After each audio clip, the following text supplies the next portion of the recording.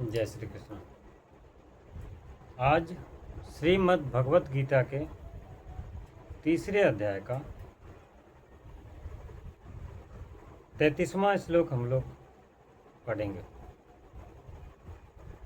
इसके पहले के श्लोक में भगवान श्री कृष्ण ने ये बात कही है कि भगवान के मत के अनुसार जो नहीं चलता है वह नष्ट हो जाता है। इस पर एक यह जिज्ञासा होती है कि यदि कोई भगवान के मत के अनुसार कर्म न करके हठपूर्वक कर्मों का सर्वथा त्याग कर दे तो क्या हानि है। इसी पे कहते हैं, सदृशं चेष्टते स्वस्य प्रकृतेर्ज्ञानवानपि प्रकृतिं यान्ति भूतानि निग्रह किम करिष्यति। यानी सभी प्राणी प्रकृति को प्राप्त होते हैं, अर्थात अपने स्वभाव के परवश हुए कर्म करते हैं।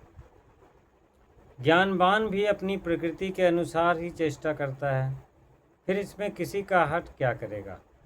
सभी प्राणी प्रकृति को प्राप्त होते हैं। यहाँ प्रकृति का मतलब है कि हम लोग अनेक जन्म जन्मांतर में किए हुए कर्मों के संस्कार के साथ हमारा जन्म होता है।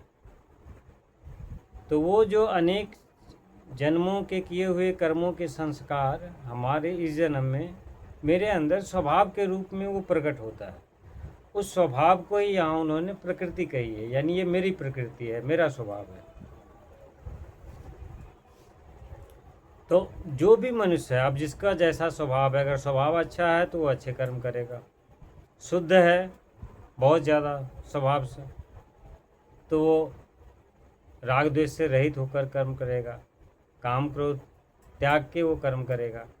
लेकिन अगर उसका स्वभाव अशुद्ध है तो राग द्वेष के साथ कर्म करेगा, काम क्रोध आदि विकार भी उसमें नज़र आएंगे।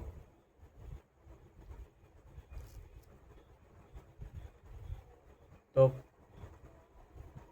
जो भी प्राणी हो वो प्रकृति से ही प्राप्त होते हैं और प्रकृति के अनुसार ही कार्य करते हैं। प्रकृति यानी स्वभाव। ज्ञानवान भी अपनी प्रकृति के अनुसार ही चेष्टा करता है। यहाँ ज्ञानवान का मतलब है कि जो परमात्मा के यथार्थ को जानने वाले हैं, भगवान को जिन्होंने प्राप्त कर लिया है, ऐसे महापुरुष को यहाँ उन्होंने ज्ञानवान बोला है। तो कह रहे हैं कि ऐसे महापुरुष भी जिन्होंने परमात्मा को जान लिया है, प्राप्त कर लिया है, ऐसे भी अपनी प्रकृति के अनुसार चेष्टा करते हैं।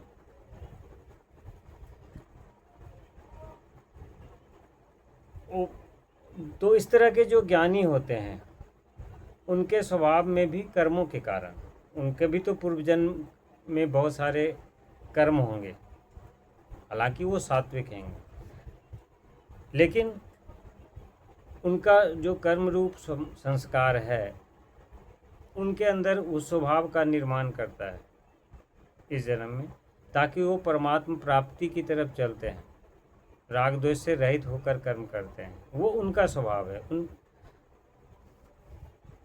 वैसे तो ज्ञानी मनुष्यों का, जो उस तरह के ज्ञानी लोग होते हैं, उनका वस्तुतः तो कर्म संस्कारों से किसी प्रकार का कोई संबंध रहता ही नहीं, और ना ही वो किसी प्रकार की कोई क्रिया ही करता है।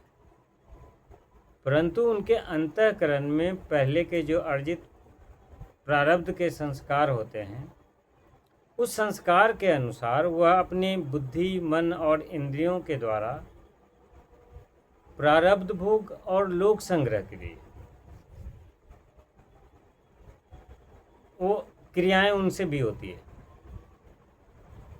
उन्हीं क्रियाओं को लोक दृष्टि से ज्ञानी के ऊपर अध्यारोप करके कहा जाता है कि वह अपनी प्रकृति के अनुसार चेष्टा करता है। यहाँ देखिए, कर्म नहीं लिखा हुआ है इस श्लोक में। ज्ञानियों द्वारा जो कर्म किए जाते हैं उसको वहाँ चेष्टा उन्होंने बताई है कि ज्ञानी की क्रियाएं जो है बिना कर्तापन के होने से राग द्वेष, अहंता, ममता काम क्रोध इत्यादि से सर्वथा शून्य होती है, उनमें वो चीज़ तो होती ही नहीं है, तो वो चेष्टा मात्र कहलाते हैं, उनकी संज्ञा कर्म नहीं है, उनको यहाँ उन्होंने चेष्टा बताया है।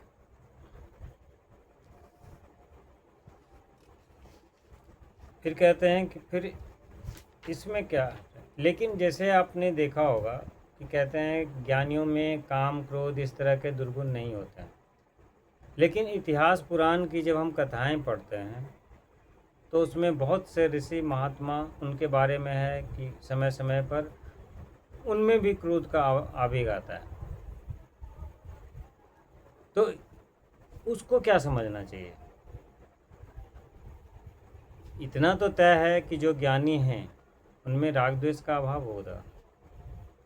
गीता में जहाँ भी ज्ञानियों के बारे में चर्चा की गई है उसमें राग द्वेष काम क्रोध का हमेशा अभाव बताया गया है। लेकिन कई बार होता है कि लोक संग्रह के लिए, लोगों की भलाई के लिए आवश्यक होने पर वो एक तरह से स्वांग करते हैं, जिसको नाटक कहते हैं। तो नाटक की भांति अगर वो चेष्टा कर रहे हैं क्रोध का, राग, किसी के साथ राग का,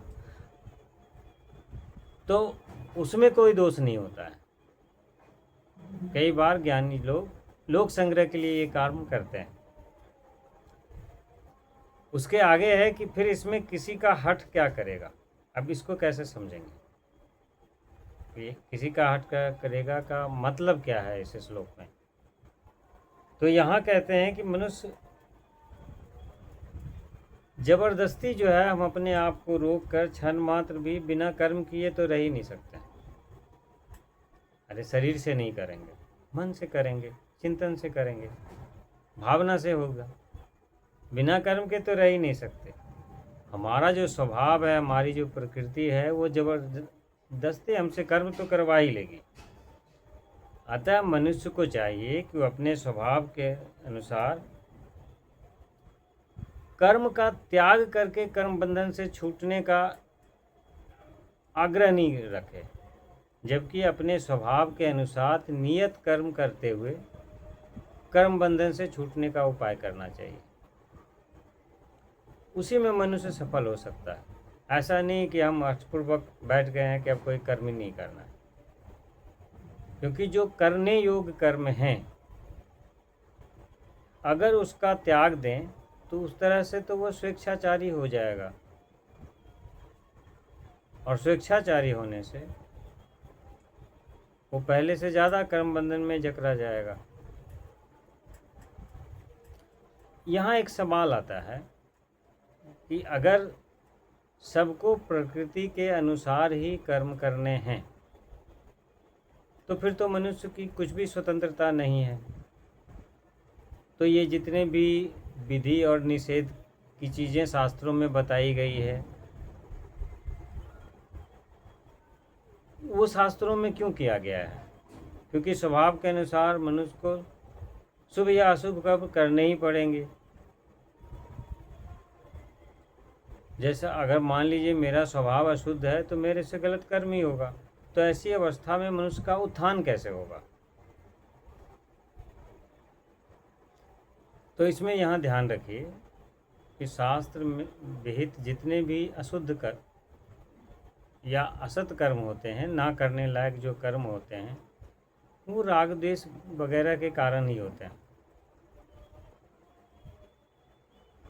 और शास्त्र में जो कर्म बताए गए हैं उसके आचरण में श्रद्धा भक्ति जो है आदि प्रधान गुण होते हैं। कि आप वो अच्छे कर्म शास्त्र के अनुसार करते हैं तो उसमें श्रद्धा और भक्ति का स्थान आता है। तो राग द्वेष काम क्रोध इत्यादि का त्याग करके श्रद्धा भक्ति आदि जो सद्गुण होते हैं उनको बढ़ाने में मनुष्य स्वतंत्र है। आप कहेंगे कैसे? तो जैसे नदी जब पहाड़ों से निकलती है तो उसका स्वभाव है कि वो समुद्र की तरफ जाकर मिलती है। आप ज़बरदस्ती नदी के प्रवाह को नहीं रोक सकते हैं।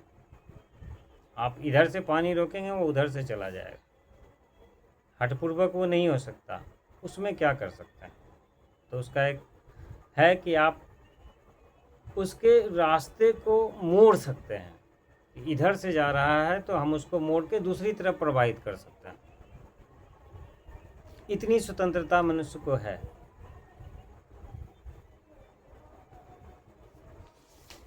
कि आप उसके प्रवाह को मोड़ सकते हैं।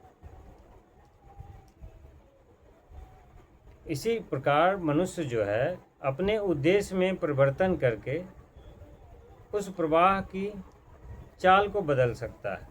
यानी राग द्वेष का त्याग करके उसी कर्म को परमात्मा की प्राप्ति में सहायक बना सकता है। तो यहाँ इतनी स्वतंत्रता हर मनुष्य को है। तो ऐसा नहीं है कि अगर ये बताया जा रहा है कि हर मनुष्य अपने स्वभाव के अनुसार ही काम करेगा, तो जब ये फिक्स ही है तो फिर हमको प्रयास करने की आवश्यकता क्या है? ऐसा नहीं है कि मनुष्य स्वतंत्र नहीं। स्वभाव के अनुसार मेरा कर्म होगा, लेकिन उन्हीं कर्मों को जब आप उद्देश्य के साथ जोड़ देंगे, अलग उद्देश्य के साथ, तो फिर वो आपके भगवत प्राप्ति में सहायक सिद्ध हो जाएगा। वो आपके बंधन कारक नहीं रहेगा। तो राग द्वेष का त्याग करके अगर इस तरह से कर्म करेंगे, कर्म वो एक ही होगा, वही कर्म करें बिना राग द्वेष के, बिना काम क्रोध के, तो आपको बंधन कारक नहीं होंगे। इसकी चर्चा यहीं तक। नमस्कार। जय श्री कृष्ण।